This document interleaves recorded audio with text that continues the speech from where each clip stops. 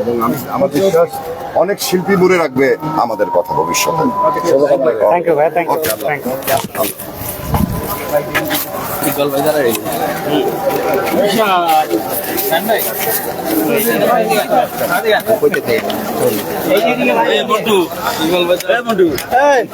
দর্শক, এই মুহূর্তে আছি আমি আপনাদের মাঝখানে।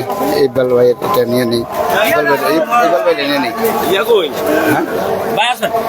চল ইকবাল ভাইটা নিয়ে নিই, কারণ ইকবাল ভাইটা নিয়ে নিই। আপনার জন্য দাঁড়িয়ে থেকে থেকে কিন্তু টায়ার্ড হয়ে গেছে। বলে অমিত দাস তো বড় ডাকিয়ে আমার দিকে অমিত দাস সাথে দিছে না।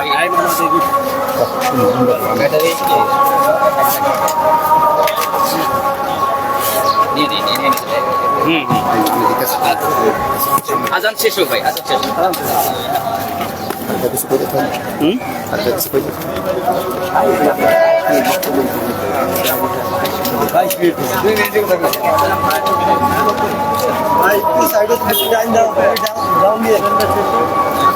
মোবাইলের ডাউন দিন ভাই, ভাই ভিতরে ঢুকবেন, সাহসী কণ্ঠ করো ভাই। ভাই ভিতরে ঢুকবেন না ভাই, ভিতরে ঢুকবো বলতে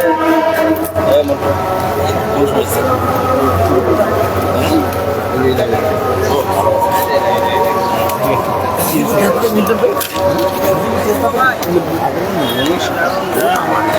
এই মোবাইলটা একটু ডাউন দেন ভাই।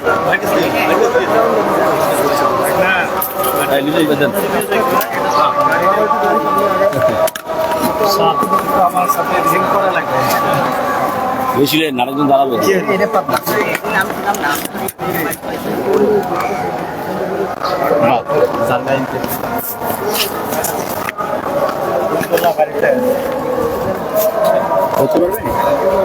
আরেকজন তো লাগবে ভাই আরেকজন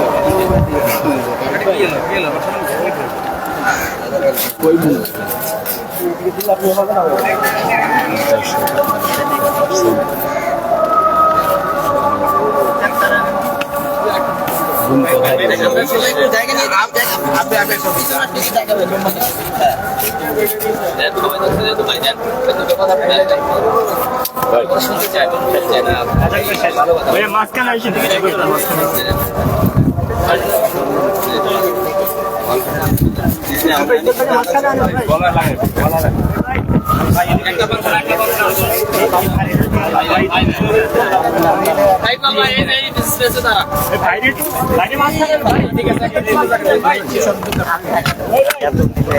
আরেকটা দেন, আরেকজন ওই পাশের জনকে দেন, সমস্যা হয়ে যায়। এইটা কইলে আজানটা শেষ হোক, আজানটা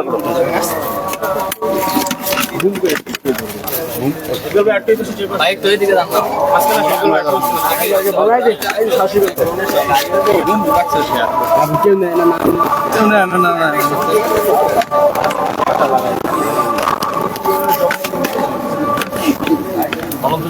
কমে যাবে। আমি ভালো সাউন্ড লাগাচ্ছি দুইটাই। আরে ভাই, এই একটা যে ভারী বলো যাই ভাই যাবো শেষ জন্মদিন ছিল আজকে আপনার কেক এই বিষয়টাই আগে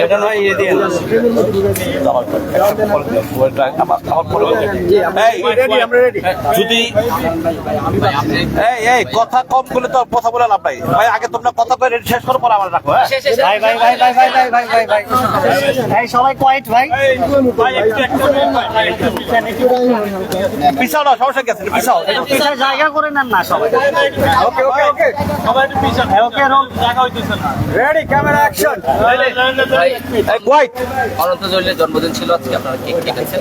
এই বিষয়টা নিয়ে আমরা আগে শুরু করি, আপনার এই বিষয়ে। হ্যাঁ, আজকে অনন্ত জলিল সাহেবের জন্মদিন ছিল। উনি বাংলাদেশের বাইরে, এবং আমরা সবাই সিনিয়র শিল্পীরা আমরা সবাই মিলে কেক কাটছি। এবং উনি আমাদের চলচ্চিত্রের এখন একটা প্রাণ বলতে বোঝা। হ্যাঁ, কারণ ওনার অনেক অবদান এই ইন্ডাস্ট্রিতে, প্রত্যেকটা সমিতিতেই ওনার কোনো না কোনো অবদান আছে। অতএব এটা আমাদের নিজস্ব দায়িত্ব হয়ে থাকে, তার জন্মদিন সে বাংলাদেশের বাইরে থাকলেও আমরা পালন করি, এটা আমাদের দায়িত্ব হয়ে থাকে। সেই দায়িত্বটাই আমরা পালন করছি এবং তার জন্য আমরা দোয়া করি এবং আল্লাহ তাআলা তাকে অনেক অনেক হায়াত দান করুন। ও চলচ্চিত্রে প্রাণ বললেন ওনাকে, এটা কি শুধুমাত্র ওনার টাকা আছে বেশি এজন্য না অন্য কোনো? টাকা পৃথিবীতে সব কিছু না, উনি ভালোবাসে। এই মুহূর্তে উনি যেসব বড় বড় ছবি বানাচ্ছেন এবং তার একটা ছবি আমি 3-4 দিন আগে দেখলাম, 50% শুটিং হয়েছে তার, নেত্রী দ্য লিডার। সেখানে হলিউডের এবং তামিলের যেসব ভিলেনরা কাজ করছে তার ছবিতে আমি দেখে আমি অবাক। এবং সেইখানে মোটামুটি তার অনেক একটা ইনভেস্ট, সেই যে এত বড় ইনভেস্ট নিয়ে কাজ করতে পারে তাকে তো এই শব্দটা বলাই যায়, তাই না? ওই সেন্সে আমি কথাটা বলছি এবং আমার কাছে মনে হয় ইন্ডাস্ট্রির জন্য সত্যি একটা ব্যাপার। চলচ্চিত্র সংশ্লিষ্ট অনেকেই কিন্তু ওনাকে নিয়ে বলেছিলেন এর আগে যে ওনার সিনেমায় দেশীয় যে শিল্পী যারা আছেন বা ছোট ছোট আর্টিস্ট যারা আছেন এরা আসলে উপকৃত হয় না। বাংলা কে বলছে? চলচ্চিত্র আমি লাস্ট মুভি রিলিজ করলাম কিল হিম, সমস্ত আর্টিস্ট তো বাংলা ছেড়ে ছিল, বাইরের তো কেউ ছিল না। অতএব এটা যে বলছে তার কিল হিম তাকে দেখতে বলবে, দেখার পরে ইনশাল্লাহ সে বলতে পারবে যে না, বাংলাদেশের আর্টিস্ট নিয়ে সে কাজ করছে এবং সবার মুখে মুখে ছিল ছবিটা। এবং এই যে এই ছবি তো আমাদের বাংলাদেশের অনেক ইলিয়াস কাঞ্চন ব্যবহার আছে, আমাদের এই ছবি দেখলাম অনেক বড় বড় আর্টিস্ট আছে এই ছবিতে। তো ওই হিসাবে তো ওনাকে অনেক ধন্যবাদ দেওয়া উচিত আমাদের। এবং উনি যে আমাদের পাশে, ওনার এত বড় বিজনেস ফেলে এই যে সময় দিয়ে যে আমাদের ইন্ডাস্ট্রির সাথে সে আছে, এই জন্য কয়জন ব্যক্তি আছে আমাদের ইন্ডাস্ট্রিতে, আরো অনেকের পয়সা আছে, তারা কি ছবি বানায়? তারা কি কারো পাশে দাঁড়ায়? তারা আসে, গাড়ি নিয়ে আসে, 10 ফিট সমিতিতে বসে তারপর তারা চলে যায়। সে তো ছবি বানাচ্ছে, তার বিজনেস করতেছে এবং তার অবদান অনেক, আমি মনে করি। একদম নিরপেক্ষ কথাটা বললাম, অনেক। ঠিক আছে, তার সাথে পরবর্তীতে আর কোনো কাজ নিয়ে হ্যাঁ আমার প্ল্যানিং কিলহিম 2 হচ্ছে ইনশাল্লাহ, আমরা খুব রিসেন্টলি আরম্ভ করবো কিলহিম 2। তারপরে আমরা তো আসলে আমরা ওইভাবেই বছর, তার সময়ের ব্যাপারে বছরে 1-2 ছবি অবশ্যই করবো ইনশাল্লাহ। শিল্পী সমিতি নির্বাচন নিয়ে শিল্পী সমিতি নির্বাচনটা না, অ্যাকচুয়ালি আমি বলি শিল্পী সমিতি নির্বাচনটা আমি জানি না মানুষ এটাকে কি মানে এত বড় কেন মনে করে, এটা আমি জানি না। শিল্পী সমিতির নির্বাচন হবে সুন্দর হেসে খেলে সবকিছু, শিল্পী সমিতির নির্বাচন হয়েছে। যেমন আমাদের কিছুদিন আগে আমরা দেখছি যে আমাদের ফিল্ম ক্লাবের নির্বাচনে আমরা নির্বাচন করলাম, সেখানে কত আনন্দ করে ফুর্তি করে আমরা নির্বাচন করছি সবাই। আমাদের ফিল্ম ক্লাবের মেম্বার তো শিল্পী সমিতির মেম্বারও আছে, প্রযোজক সমিতির মেম্বার আছে, ডিরেক্টর সমিতির মেম্বার আছে, সমস্ত সমিতির মেম্বার এখানে আছে। তো সেই সমিতি নেই তেমন কিছু হয় নাই, আর এটা তো একটা শিল্পী সমিতি, এটা শুধু তারাই মেম্বার, অন্য সংগঠন তার এই সমিতির মেম্বার না। যেটা ফিল্ম ক্লাবটাই লোকা প্রত্যেকটা সমিতির মেম্বার এখানে আছে। আমি ক্যাপরা বলে মানে ওইটা তো আরো খুব ডেঞ্জারাস সমিতি, ফিল্ম ক্লাব সমিতির একটা ক্লাব। হ্যাঁ, তো সেইখানে কোনো ঝায় ঝামেলা কিছু নাই। শিল্পী সমিতি নিয়ে এত ঝায় ঝামেলা কেন, এটা আমার কাছে মাঝে মধ্যে খুব খারাপ লাগে। ঠিক আছে, আর এটা আমি তো মনে করি কিছু না, সুন্দরভাবে মানুষ আসবে, ভোট দেবে, ভোট দিয়ে সুন্দরভাবে আনন্দ করে সবার সাথে দেখা হবে, গলার বিলাবে, তারপর আস্তে করে সবাই চলে যাবে। হ্যাঁ, এটাই হওয়া উচিত আমি মনে করি, কারণ শিল্পীরা তো ভদ্র, নর্ম ভদ্র, তাই না? এখন ওইখানে যদি শুনি কেউ ঢুকতে পারবে না, আবার কেউ ঢুকতে পারবে, আবার 2 ঘন্টা পরে ঢুকতে পারবে না, এই ঝামেলাগুলো না, এটা নিজের কাছে খুব নোংরামি মনে হয় এবং এই জন্য মনে হয় যে খারাপ লাগে, অনেক খারাপ লাগে। ইকবাল ভাই যেটা বলছিলেন, ফিল্ম ক্লাবের নির্বাচন কিন্তু আমরা দেখেছি, এসেছি এবং খুব সুন্দর উৎসব মুখর ভাবে আর কি নির্বাচন হয়েছে এবং আপনারা যেই প্যানেলেরই হন, পরবর্তীতে কিন্তু আপনারা আবার মিলেই গিয়েছেন একসাথে। কিন্তু এই যে শিল্পী সমিতির ক্ষেত্রে একটু কাদা ছোড়াছুড়ি ইস্যু না, অনেকে কাদা ছোড়াছুড়ি যারাই, আমি বলি কাদা ছোড়াছুড়িটা অ্যাকচুয়ালি থাকা ভালো না। দিন শেষে এই 4 দেওয়ালের মাঝখানেই আমরা সবাই, এবং সবার সাথে সবার একটা বোধ সম্পর্ক, এই সম্পর্কটা আমরা ধরে রাখা উচিত আমাদের মনে হয়। এবং এই সম্পর্কটা ধরে রাখলে আমাদের ইন্ডাস্ট্রির জন্য অনেক ভালো হবে, ইন্ডাস্ট্রি অনেক উপকৃত হবে আমি মনে করি। ভাই, এই এফডিসির সাথে আপনি অনেক দিন যাবত জড়িত, অনেক বছর জড়িত। এই প্রথম শিল্পী সমিতি নির্বাচন উপলক্ষে এফডিসির ভিতরে ভ্রাম্যমাণ আদালত বসবে, এটাকে আপনারা কিভাবে দেখছেন? ভ্রাম্যমাণ আদালত বসবে, কেন বসবে সেই কোনোই তো আমি খুঁজে পাই না। সেটা আমি খুঁজে পাই না, কেন বলবে? ঠিক আছে, এটা আজব লাগতেছে আমার কাছে, আমার ঠিক আছে। তা আমার কাছে এগুলা এটা মানে জিনিসটাতে আমার মনে তারাই অনেক বড় সৃষ্টি করে দিচ্ছে, যদি নিরপেক্ষ বলি যে তারাই মনে হয় অনেক জিনিসটাকে অনেক বড় করে দিচ্ছে। আসলে এত বড় জিনিস এটা না, আমার সেন্স এত বড় জিনিস হইতেই পারে না। শিল্পী সমিতি 500 ভোটার, ফিল্ম ক্লাবের 650 ভোটার, ফিল্ম ক্লাবের সমস্ত মানুষ সমিতির মেম্বার আমাদের ফিল্ম ক্লাবের, যেটা বর্তমানে আমি সেক্রেটারি। আর শিল্পী সমিতি তারা তো সবাই তো শিল্পীরা তো কথাই তো বলে যে শিল্পীরা নর্ম ভদ্র, হ্যাঁ কি নরম মনের মানুষ, হ্যাঁ বলে। তো তাদের এই সমিতি এত ঝামেলা কেন? এটা আমার খুব খারাপ লাগে, ঠিক আছে। যাই হোক, অনেকক্ষণ কথা বললাম, এবার ঢুকতে পারবেন তো আপনারা? আমি একটা কথা বলি, এই ঢুকা আর অঢুকা নিয়ে আমার মাথা কোনো হেডেক নেই, ঠিক আছে। আমরা দিন শেষে রেজাল্ট জানলেই চলে, কে পাস করবে কে ফেল করবে, এটা ঢুকা যে এত জরুরি আমার কাছে এটা মনে হয় না। এগুলো একটু সিনেমার বিষয়ে আসি, যে ঈদে তো আপনার সিনেমা ডেড বডির আপডেট কি?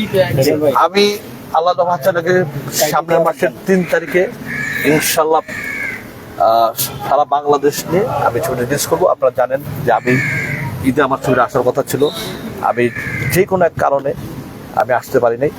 আমার সেন্সার আনকাট সেন্সার হয়েছিল, তার 15 দিন পর আমি সার্টিফিকেট পাইছি। যেখানে আনকাট সেন্সার হওয়ার একদিনের ভিতরে আমি সার্টিফিকেট পাওয়া যাওয়ার কথা, সেখানে 15 দিন পাঠায়। ট্রেলার যেখানে 2 ঘন্টার ভিতরে আমাকে সার্টিফিকেট দেওয়ার কথা, ট্রেলার পাইছি আমি 16 দিন পরে, মানে আমার 1 মাস 1 দিন খেয়ে ফেলছি।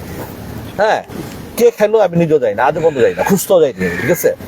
তারপরে এই 11-12টার ছবি এত পারাপারি, কিছু জায়গায় শুনছি যে ডেড বডিটা যাতে না চলে, ঠিক আছে। তো এটা আমার বেশি ভালো লাগছে, আমার কাছে ডেড বডিটা ভয় পাইছে, যেই জন্য এই কথাটা বলছে। এগুলো তো অ্যাকচুয়ালি বলতে চাই নাই, কিন্তু আজকে ও প্রশ্ন করছে বইলা, ও তো খারাপ ছেলে, হ্যাঁ, ও তো কথা বের করে ফেলায়, ঠিক আছে। আর নাম কি? মাসুদ। নাম আছে। আচ্ছা, ও তো বের করে ফেলায়, ওর কারণে আসলে বলে দিলাম যে আমার সাথে এই ঘটনাগুলো ঘটছে। গুঞ্জন শোনা যাচ্ছে নাকি আপনি বিশাল একটা মহড়া নিয়ে বেরোতে যাচ্ছেন? আমি ইনশাআল্লাহ আল্লাহ যদি বাচ্চা রাখে, আমি সিনেমাটা 29 তারিখে আমি আরেকটা ঈদ আমি বানাবো, যেটা 3 তারিখে ইনশাআল্লাহ সারা বাংলাদেশের হলে চলবে। এবং আমি বিশাল পাবলিসিটি করবো আমি সেদিন, মোটরসাইকেল নিয়ে ঢাকা শহর কেরানীগঞ্জ নিয়ে, হ্যাঁ, মোটামুটি আমার যারা ছোট ভাই ব্রাদার আছে, আমার যারা ভক্ত আছে, 200-300 মোটরসাইকেল থাকবে, থেকে আমি এটাকে নিয়ে একটা প্রচারে যা লাগে, প্রচারেই প্রসাদ। সিনেমা আমরা এত কষ্টের ভিতরে থাকি, তারপরে সিনেমা আমরা এত কষ্টের ভিতরে বানাচ্ছি, সেটাকে যদি প্রচার না করতে পারি তাহলে মানুষ কেন দেখবে? সেই প্রচারটাই করবো ইনশাআল্লাহ। একটু আমি একটা ডেড আপনি বডি যদি শিল্পী হতেন, এই শিল্পী আল্লাহ জানে আমাকে কোন প্যানেলটা বেশি? আল্লাহ জানে আমাকে শিল্পীরা না বানায়। ভাই, ডেড বডি সিনেমা নিয়ে একটা প্রশ্ন, সেটা হলো যে সম্প্রতি আমরা দেখেছি আরেকটি হরর সিনেমা মুক্তি পেয়েছে, এবং সেখানকার প্রডিউসার কিন্তু অফার দিয়েছে যে আপনি একা দেখলে এত লক্ষ টাকা দিব।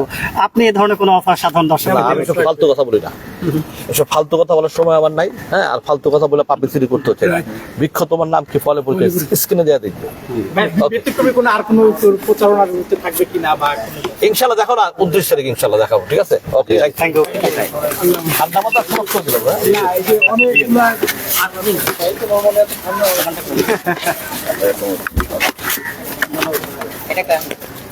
বড় ভাই আপনি কই আছে? আচ্ছা, কোন সুবিধা আছে? বাংলাদেশ মোমেন্টসকে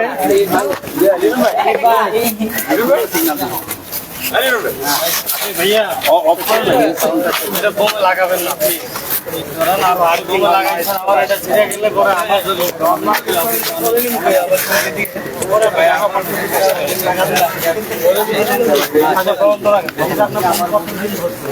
দর্শক আপনাদের দেখাচ্ছি, আমি আছি এফবিসি। এখন গরম এফবিসি। এখানে আর একদিন আছে মাত্র নির্বাচনের বাকি, হ্যাঁ, একদিন আছে নির্বাচনের বাকি। আমি একটু ঘুরিয়ে আজকে আপনাদের